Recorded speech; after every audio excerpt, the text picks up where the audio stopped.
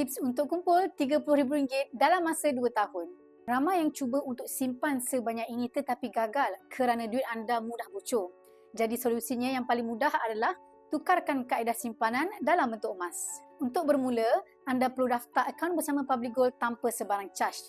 Selepas mendaftar, anda boleh terus menabung gram emas di akaun emas Gap ataupun Gold Accumulation Program. Anda boleh letakkan matlamat untuk ada simpanan sebanyak 60 gram emas. Untuk capai 60 gram emas ini dalam masa 2 tahun, anda perlu menabung sebanyak 2.5 gram konsisten setiap bulan selama 24 bulan.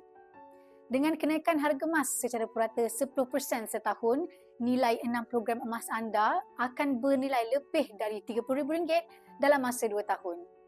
60 gram emas hari ini bernilai sekitar RM30,000.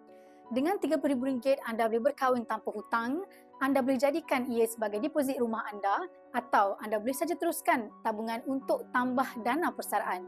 Simpanan emas bersama Public Gold adalah mudah, murah dan patuh syariah. Bagi yang berminat untuk mulakan simpanan emas bersama Public Gold, boleh klik link di bio saya dan tekan daftar percuma. Saya akan bantu sebaiknya.